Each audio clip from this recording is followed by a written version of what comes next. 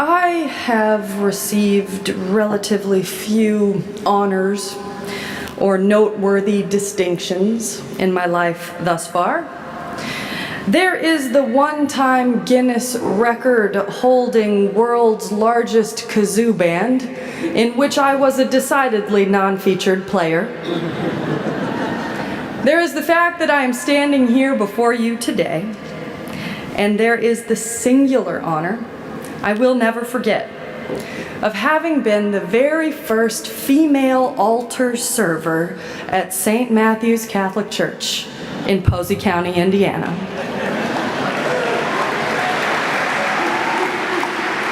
I remember the musty, yeasty, winey smells of the sacristy, the linen alb cool upon my shoulders, the heavy Bible resting in the crook of my elbows, all 70 pounds of me held down to earth with the ballast of that holy book. Thick with gold and bright red ribbons, I remember the liberative story of the liturgy, the smells and the bells and the glory and the monotony of it all woven together.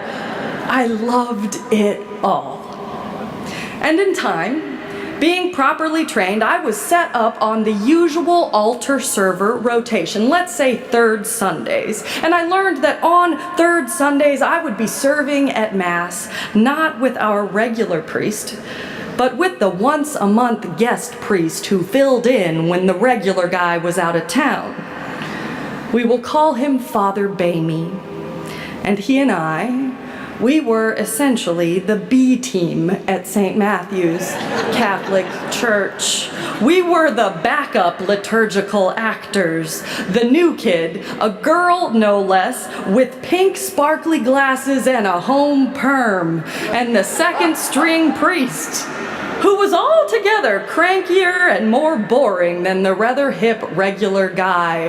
What a pair we were on third Sundays.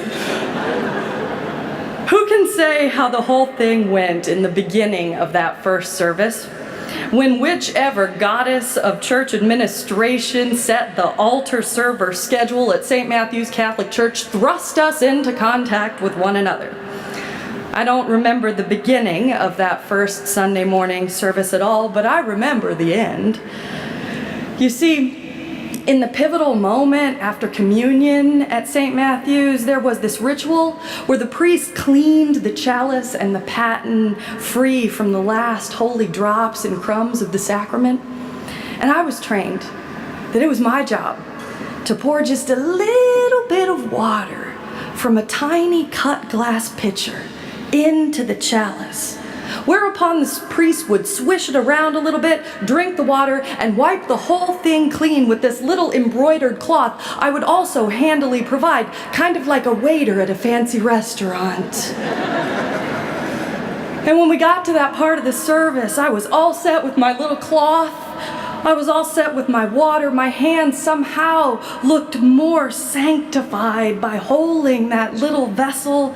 And I remember walking up to Father Bamey all full of eagerness, all ready to pour it in and begin the process of these sacred and ancient ablutions.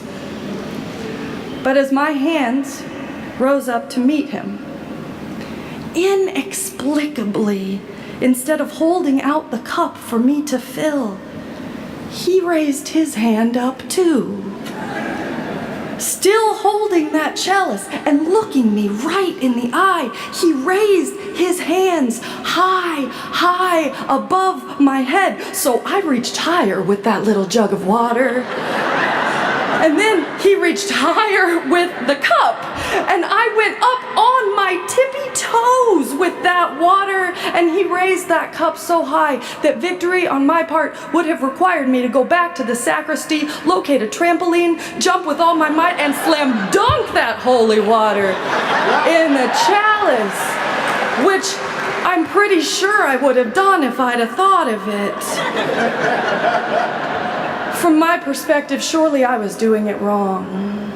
Surely there was something I had forgotten. Surely if I just kept trying, his hands would come down and my hands would go up and they would meet in the middle like they were supposed to, and the holy water would pour, and surely I thought, I was doing it wrong. That is the sum total of my memory of that day. I do not actually know how the situation resolved itself. But my mother, out in the pews, so proud, so dear, and so ferociously devoted to me, she watched that whole drama from a different perspective. From her angle, the cup went up, my hands went up, the cup went up, my hands went up, and in the moment when I went up on my tiptoes, so desperately frightened to the bone that I was doing it wrong, she heard and she felt the entire congregation as they gasped as one body. One great intake of collective breath. Because the congregation, and especially my mother, they knew what I did not know. Namely, that Father Bamy reached the sacrament so far above me, stretching the distance between his hands and mine for one reason only. Because I was a girl. And the whole congregation, save me, could surmise he didn't think I belonged in the chancel. So he made his point. And I suppose we all went home.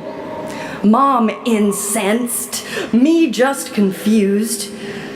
And yet the next time the third Sunday of the month rolled around again, guess where we all were? Right there, in that chancel, doing what you do on Sunday morning. With my mom in the front row, fiercely watching the players in the drama of human interaction met once again on the stage of social change. And we didn't do it because any of us were heroes. We did it because the goddess of the St. Matthew's Catholic Church altar server schedule did not see fit to put us anywhere else. We were right there, and we stayed there. On every third Sunday, from then on, I held out the water and he held out the cup, and our hands met, and the liturgy happened Sunday after Sunday, month after month, and in and out of years, we were stuck with each other, showing up for the magic long enough that the magic actually happened. One Sunday, I arrived in the sacristy before services. I pulled my alb out of the chancel closet, and I saw there on the door a little tiny newspaper clipping of me from the hometown paper. It was a picture of me in a high school swimming race, gasping for breath under these giant purple goggles. Father Bamy had clipped it, and he'd taped it there.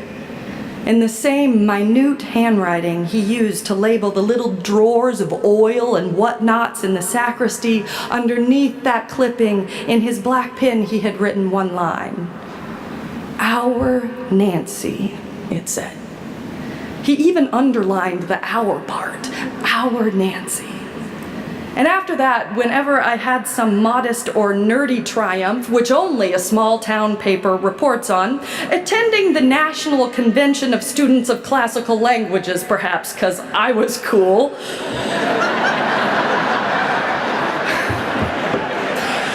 he would clip those things. And he would display them with pride on that sacristy door, because by then I belonged not only on the chancel, but in the church. And in some small way, in his new heart. Today I am a preacher woman, in part because of that sense of being known and claimed, and even understood by that cranky old man. And today, Father Bamy not only serves among a whole slew of female altar servers, he's even gone so far as to speak favorably about the ordination of women in the Catholic Church.